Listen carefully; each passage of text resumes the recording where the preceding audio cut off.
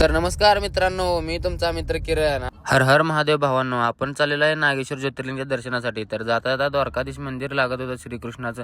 तर जाता जाता ते पण मंदिराचं दर्शन वगैरे घेतलं.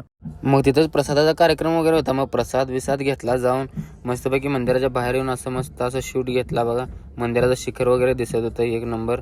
दर्शन मस्त झालं, गर्दी वगैरे काय नव्हती.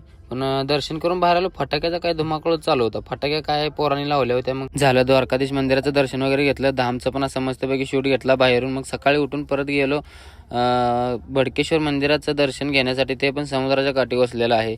एक नंबर दर्शन आहे, बघून मस्त वाटलं समुद्राच्या काठाला. भडकेश्वर महादेव मंदिर, हर हर महादेव. झाले जवळजवळची सगळ्या मंदिरांची दर्शन घेतली. जातात बाणेश्वर महादेव मंदिर, बाणगंगा ह्या मंदिराचं पण जाऊन दर्शन घेतलं. ही तर पिंड डायरेक्ट समुद्रातच आहे. हे बघा तुम्हाला दाखवून येत. बाणेश्वर महादेवाचं पण लांबून दर्शन घेतलं मस्त असं, आणि निघालो मग आम्ही नागेश्वरच्या दिशेने. आलो, पोहोचलो नागेश्वर मंदिराच्या कमानीजवळ. मग लाईनीने मंदिराच्या आतमध्ये गेलो. आता समोर तुम्हाला दाखवतो मंदिराचा शूट. हे बघा मंदिराचं कसं भारी एकदम बांधकाम केलेलं आहे.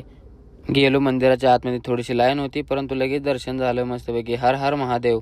सगळेजण बसलो जरा वेळ मंदिराच्या आतमध्ये, जरा फोटो काढायचं नियोजन वगैरे केलं. गेलो बाहेर, मग मंदिराच्या बाहेर जाऊन एक शूट घेतला मस्तपैकी. मंदिरात शिखर वगैरे घेतलं सगळं. आणि तिथंच मंदिराच्या बाजूला महादेवाची मोठी मूर्ती आहे बरं का, ती मूर्ती पण बघितली. झालं सोमनाथचं दर्शन करून आम्ही निघालो आता बेट द्वारका बघण्यासाठी.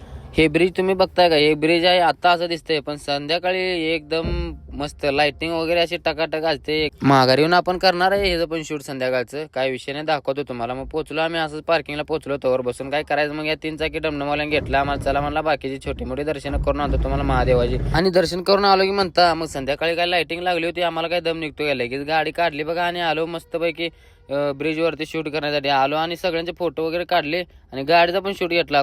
तर कसा वाटला आजचा ब्लॉग नक्की कमेंट करून सांगा मित्रांनो. भेटू आपण पुढच्या ब्लॉगमध्ये. ओंकारेश्वर, मध्य प्रदेश.